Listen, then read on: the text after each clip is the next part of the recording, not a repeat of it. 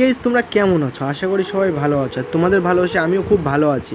তো আজকে ভিডিওটা কী নিয়ে হতে চলেছে এবং কেমন হতে চলেছে, নাটকটার কী নিয়ে কেমন কী হয়েছে, এটাই আমরা তুলে ধরবো ভিডিওটার মাধ্যমে। তো বেশি না বকে আজকে ভিডিওটা চলো শুরু করা যাক। ভিডিওর শুরুতেই দেখানো হয় যে টনি রিয়াজকে মারতে যায় এবং টনি কি রিয়াজকে মেরে দিয়েছে। এই ভিডিওটা কী নিয়ে হয়েছে এটাই তোমাদের সামনে তুলে ধরবো। তো রিয়াজ ভয় পেয়ে গিয়েছে যে কেন আমাকে মারতে আসলো এবং কী কারণে আমাকে মারতে আসলো। তারপর টনি তো কান্নাই, মানে ওর ভালোবাসার মানুষ ধোকা দিয়েছে এর কারণে। তারপরে রিয়াজ তো ভয় পেয়ে যায় যে কী এমন হলো তার জন্য আমাকে করলো। তারপরে সালমাও তো অনেকটা ভয় পেয়ে যায় যে এইভাবে দেখো সালমা কীভাবে তাকিয়ে আছে। তারপর টনি বলল যাকে আমি এত ভালোবাসছি সেই আমার সঙ্গে এত ধোকা করলো। তারপর সালমা কীভাবে তাকিয়ে আছে, এর ভিতর কী এমন হয়েছে এর কারণে যে টনি রিয়াজকে মারতে যায়। টনি কান্না করছে কেন আর রিয়াজ এইভাবে ভয় পেয়ে আছে কেন, কি কারণ হয়েছে এদের ভিতরে, কেমন কি ঘটেছে। তো দেখো সালমা আবার ভয় পেয়ে তাকিয়ে আছে যে তার স্বামী চলে এসেছে। তারপর ভিডিওর প্রথম দিকে চলে আসা হয়, টনি সালমাকে নিয়ে পালাচ্ছে এবং টনি জিজ্ঞেস করছে তুই আমাকে কখনো ছেড়ে যাবি না তো? সালমা বলছে না। টনি বলছে ভালোভাবে ভেবে দেখ, তোর ভাই বোন বাবা মা আছে বাড়ি, ভেবে দেখ ভালোভাবে। সালমা বলছে আমার যা আছে তুমি, আর কেউ না। তুমি যদি আমার পালিয়ে নিয়ে না যাও তাহলে আমার কাল বাদে পরশু বিয়ে দিয়ে দেবে। তারপর টনি বলছে আমার জানিস খুব ভয় হয়, তুই কখনো যদি আমাকে ছেড়ে চলে যাস।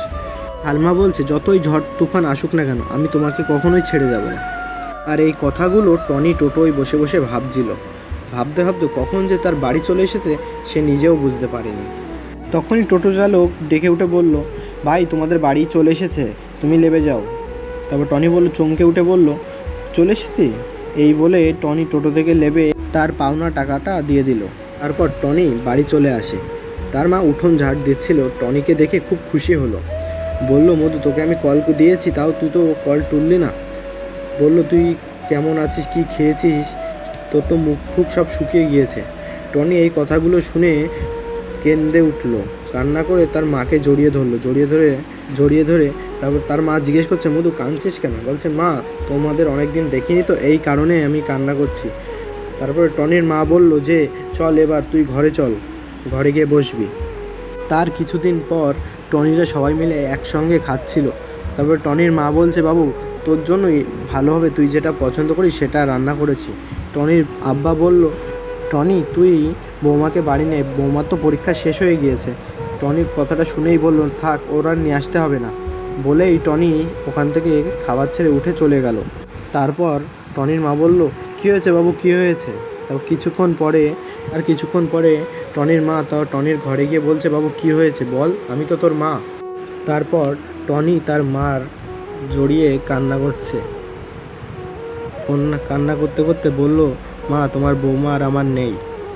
পরের দিন সকালে টনির মা আর টনির বাপ বলকা করছে বৌমাকে নিয়ে আসতে হবে। এই বলে নিয়ে আসতে যাচ্ছে, সেই সময় টনি গেটে বলছে আব্বা কোথায় যাচ্ছ? তারপর বলে বৌমাকে আমি আনতে যাচ্ছি, আজ যেন ঝগড়া ঝামেলা করবি না, ঠিক আছে? বলছে না না থাক আব্বা আনতে হবে না। তারপর বলছে সত্য বিয়ে করেছে বৌমা আনবে না। এই বলে তার টনির আব্বা চলে গেল। টনি তার আব্বাকে আটকাতে পারলো না। তারপর টনির আব্বা চলে গেল তার টনির শ্বশুর বাড়ি। এদিকে সালমা রিয়াজের সাথে আছে, এখন সালমা চুল শুকাচ্ছে। তারপরে সালমার ফোনে একটি কল আসলো।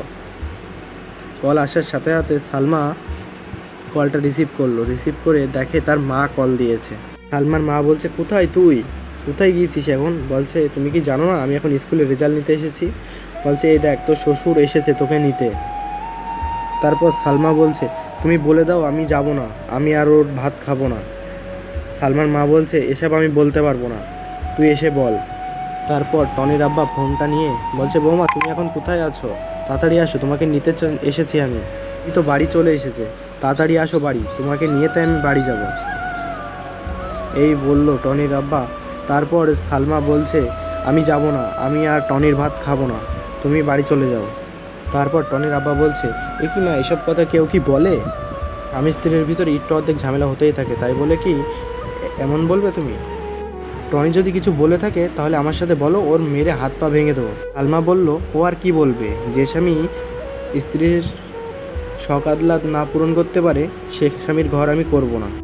তারপর বলছে ডিভোর্স পেপার পাঠিয়ে দেব, তোমার ছেলেকে সৈকত দিতে বলবে বলে আরও অনেক কিছু গালিগালা দিয়ে ফোনটা রেখে দেয়। তারপর টনির আব্বা বলছে বোন কলটা মনে হয় কেটে গেল, তুমি আরেকবার ধরিয়ে দাও। তারপরে সালমার মা বলছে ভাই যতক্ষণে মেয়ে যেতে যাচ্ছে না তাহলে জোর করার কোনো দরকার নেই, ছাড়াছাড়ি করিয়ে দিলেই তো হয়। তারপরে ওদের গ্রামের মোড়ল বলছে কেন মেয়ের কি অভাব আছে নাকি, ওর থেকে ভালো মেয়ের সাথে ছেলের বিয়ে দিয়ে দেবো, চল বাড়ি চল। তারপর সালমার মা বলছে ভালো মেয়ের সাথে বিয়ে দেবে, ওই ভিখারি বাড়ি কেউ মেয়ে দেবে না। তার কিছুদিন পরে সালমা হঠাৎ বমি করছে, এটাই ভিডিওতে দেখানো হয়েছে। তারপরে তার পাশের ভাবি বলছে এনে গামছাটা নিয়ে মুখটা মুছে নে, অকাজ করার সময় তো কিছু মনে থাকে না। তারপর ঘরে গিয়ে তার ভাবি বলছে আমার মন চাচ্ছে তোর এখন গলা টিপে মেরে দিই। এই বলে তার ভাবি তার দিকে কীভাবে তাকিয়ে আছে আর দাঁত খিঁচোচ্ছে, আর সালমা সেই সময় কান্না করছে ওই কথাগুলো শুনে। তারপর বলছে এই নে তুই ফোন কর, ফোন করে দেখ কি বলে সে। সালমা তার রিয়াজের কাছে কল করলো, কল করে বলছে যে আমি প্রেগনেন্ট। তারপরে বলছে কি তুমি কি আমার সাথে মজা করছো, আর এই সব কথাগুলো তার ভাবি শুনছিল। তারপরে সালমা বলে কেন তুমি খুশি হওনি? তারপর রিয়াজ বলছে এগুলো কি খুশি হওয়ার খবর? তারপর রিয়াজ বলছে আমি টাকা পাঠিয়ে দিচ্ছি, তুমি ভালো একটা ডাক্তার দেখিয়ে বাচ্চাটাকে নষ্ট করে ফেলো। তাহলে নষ্ট করে ফেলবো এই বলে সালমা চমকে ওঠে। তারপরে সালমার ভাবি সালমাকে শিখিয়ে দেয় তাহলে তুমি আসো দুজন মিলে একসাথে যাবো। সেই সময় রিয়াজ বলে না আমি যাব না, তুমি চলে যাবে, আমি টাকা পাঠিয়ে দেবো। তারপর সালমার ভাবি সালমাকে বলছে তারপর মনে হয় যে তোকে বিয়ে করবে। এই কথা শুনে সালমা কান্না করছে। তার পরের দিন সালমা তার মামার বাড়ি এসে ডাক্তারের কাছে আসে। ডাক্তারের কাছে এসে তার একটা মেয়ের সাথে পরিচয় হয়। সেই মেয়েটি জিজ্ঞেস করে যে তোমার স্বামী আসেনি? বলছে না আমার স্বামী ব্যস্ত আছে, সালমা বলল এটা। তারপরে সালমার ডাক হলো, সালমা যেই যেতে গেল হোঁচট খেয়ে পড়ে গেল। তারপরে ওই মেয়েটি সালমাকে বলছে চলো আমি তোমাকে এগিয়ে নিয়ে যাচ্ছি, তোমার সাথে তো কেউ নেই। সালমা বলছে না থাক আমি একাই যেতে পারবো। তারপরে ওই মেয়েটি বলছে না তোমার একা যেতে হবে না, তুমি একাই তো ভালোভাবে চলতে পারছো না, চলো আমি তোমাকে নিয়ে যাই। এই বলে মেয়েটি সালমাকে নিয়ে গেল।